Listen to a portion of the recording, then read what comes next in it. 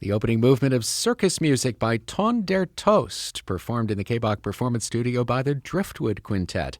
Oboist Jamie Rivers, alto saxophonist Morgan Music, bassoonist Ben Paley, bass clarinetist Dominique Hawley, and clarinetist Melissa Millark. They'll be performing on the Mirage Summer Concert Series at Mesa Arts Center this Saturday evening at 7:30. Welcome to all of you. Hi, thanks for having us. We're really excited to be here today. Great, we're excited to have you. Dominique Hawley is the founder and director of the ensemble. What a unique sound. It's not your standard wind quintet, flute, oboe, clarinet, bassoon, and horn. Tell us how and when the ensemble was founded, and then why it's called the Driftwood Quintet. Yeah, it's like you said, most people when they see an ensemble that contains wind or reed instruments, they think about the woodwind quintet, which has a French horn instead of a saxophone, and instead of a flute, we have a bass clarinet. So already we have a much lower, deeper resonant sound than what a normal woodwind quintet would have. And it's actually a fairly new ensemble. The first reed quintet was by a group named KBACH from Amsterdam. They started that ensemble around the 1960s, and they were the first one. We don't often have the first version of an ensemble in music history, but they were the first one. And ever since then, they've been advocating for the reed quintet, and I think it's been kind of an exponential growth where every year it seems like 2 or 3 more pop up. So now, 40 years ago where there was 1 or 2 around the country, now we have reed quintets, multiple in different cities, multiple universities have multiple reed quintets, and it's a really fantastic way to explore repertoire. Now, what attracted you to this particular combination? You play bass clarinet, which is not part of the standard woodwind quintet, right? Yeah, it was kind of like a selfish pursuit because my favorite instrument to play is bass clarinet. I originally majored in the regular soprano clarinet that most people see, but I really wanted an outlet so I could play and perform on bass clarinet regularly. And I remember actually I saw the Air Force Band reed quintet come through ASU while I was there, and I said, that's a great ensemble. I'd like to learn more about that. And so that kind of sparked the bug for me. And then from there, I'm like, cool, let's get this group together. And I found my friends, Melissa and Ben. They're the other founding members with me, the clarinet and the bassoon player. And from there, it was really just kind of off to the races because one of the really exciting things about reed quintet, especially when I first started participating in this type of ensemble, is that there wasn't a lot of music written for it. And I really wanted to have a group where that was the case. So we would be forced, to arrange our own music, commission pieces, and kind of just play whatever we wanted to hear ourselves without the preconceived expectations. Whether, because if you're in a string quartet, people expect to hear Mozart, Beethoven, Bach. Well, those composers didn't write for us. So you can't expect us to play that music right off the bat. So it was really fun territory to enter. Yeah, that's really interesting. And Melissa is an arranger for the quintet. She's a very fine clarinetist, as you just heard. And we have 2 of her arrangements coming up next. Melissa, what inspired you to make these arrangements? An interesting thing about the arrangements that we're going to hear is that we're going to hear actually my very first arrangement for the group. It's selections from Mussorgsky's Pictures at an Exhibition. I chose that one because it's just one of my all-time favorite works. orchestral works, of course, even though it started as a piano work. But also I chose it because it's a piece I just like know inside and out. I had written like a big long paper on it, and I was like, if I were to get into arranging, why don't I start with something I really know? You know, this is my first time arranging anything. My most recent arrangements have been focusing on underrepresented women historically. Yeah, and the arrangement you're going to play is the first movement of Teresa Carreño's string quartet. What attracted you to her specifically? Teresa Carreño was like a really great find, and that piece is so interesting and has so many textures and colors, and it's a piece that like sounds even more interesting when you take it from strings and put it into winds, and you like get to feel those textures now with the wind colors. Well, let's hear the Driftwood Quintet, 2 arrangements by Melissa Malork, the first movement of the string quintet in B minor by Teresa Carreño, and 3 movements from Modest Mussorgsky's Pictures at an Exhibition, right here on 89.5 KBACH.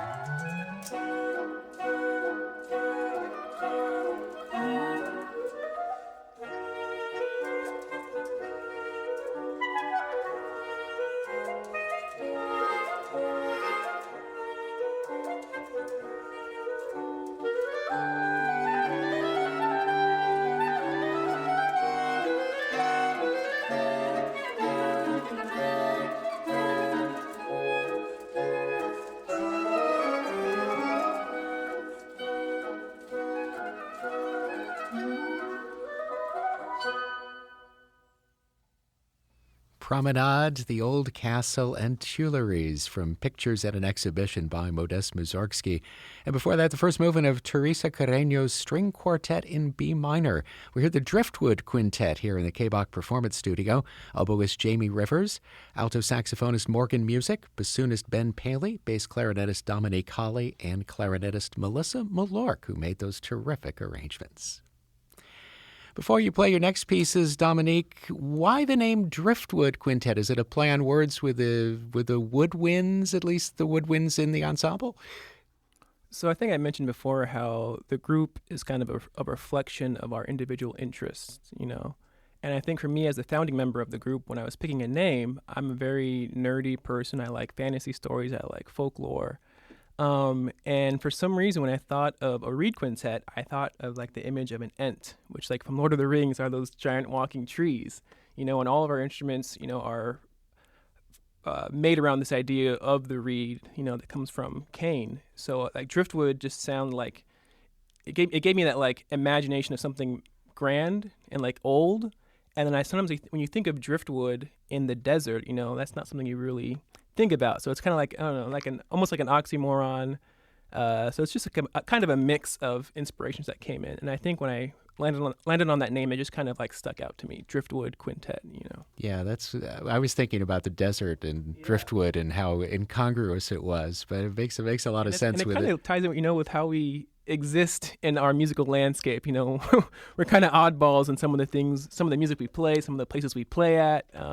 But wherever we're at, when you see us, you kind of remember us. So, yeah. Well, and you've talked earlier about arranging new music because the reed quintet's a fairly new ensemble. And next, you've got some video game music, which is in itself a pretty new genre of music. Yeah, it's interesting because when we think about the old historic composers like Mozart, Beethoven, Bach, they were writing music based on the popular tunes they were hearing during their times. And I think right now for us, in pop culture, some of the most iconic, memorable melodies and themes come from movies and video games. People might not always know the name John Williams. They might not always know the name Kazumi Totaka, who's our next composer. But they definitely know the themes from their works. And it just kind of permeates through society. So this first piece we're going to play was arranged by our bassoon player Ben, and it's the Wee Suite, and you hear this tune all throughout pop culture. It pops up in the back of every TikTok and Instagram video. If you see someone wandering around looking lost, this music is probably going to be playing in the background. So we have the Wee Suite. Ben arranged a full suite of the Wii themes. Today we're just going to play two of them for you. But yeah. That's great. And then you've brought in a special guest as well, AJ Odneal, who's a singer-songwriter, and we'll be concluding with her song Wildflower Season. So another something unusual to add to the genre that you're already adding things to. One of my largest inspirations when it comes to chamber music is the Kronos Quartet. And I think one of the things that makes the Kronos Quartet stand out so much is not just the music they did on their own, but the people and the artists they collaborated with. That's really inspired how we've existed. So it's almost become synonymous and expected of us when people come to a concert for there to be at least some sort of collaboration or some new thing happening. And so I've been listening to AJ's music for a good while before I even had the pleasure of meeting her. And so when we got asked to perform on this series, I was like, okay, let me go down my bucket list of artists I would love to collaborate with. And it seemed like the perfect chance for us to be able to work with AJ. And luckily, Ben is such an amazing arranger when it comes to a lot of our pop music stuff. That's normally Ben's handiwork. So it's really a treat for me personally for us to be able to play a number of pieces with her on the Mesa concert and then one piece with you tonight. Yeah, and it's a treat to have you all here on KBACH. It's a real pleasure having you in the studio. We'll round out this edition of the program with two movements from Kazumi Totaka's Wee Suite and then Wildflower Season by AJ Odneal. And AJ is here to sing that with the Driftwood Quintet right here in the KBACH Performance Studio on 89.5 KBACH.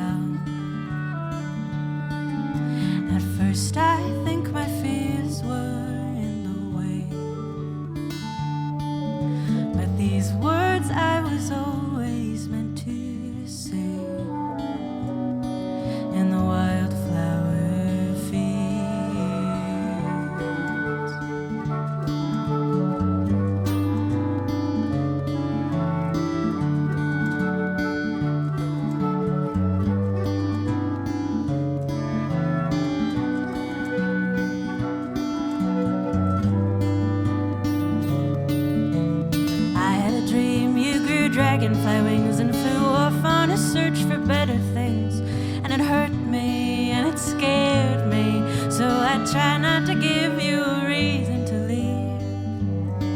Then I awoke to your laugh, oh so pleasing, and I knew one thing would always be true. I love you best during a wildflower season. Honey, there's nobody sweeter than you. Come back into town. I promise that I've given you my heart. And I think that my life was meant to start in the wildflower fields.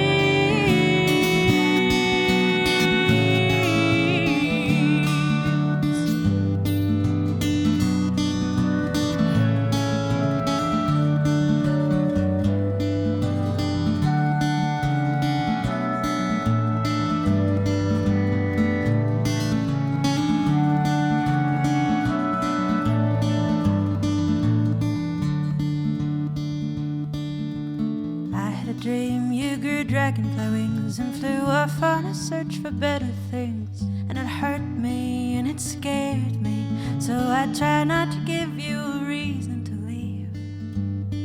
Then I awoke to your laugh, oh so pleasing, and I knew one thing would always be true. I love you best during wildflower season. Honey, there's nobody sweeter than you. I had a dream you grew dragonfly wings and flew off on a search for better things. And it hurt me and it scared me, so I try not to give you a reason to leave. Then I awoke to your laugh, oh so pleasing, and I knew one thing would always be true. I love you best during wildflower season. Honey, there's nobody sweeter than you. I love you best during wildflower season. Honey, there's nobody sweeter than you.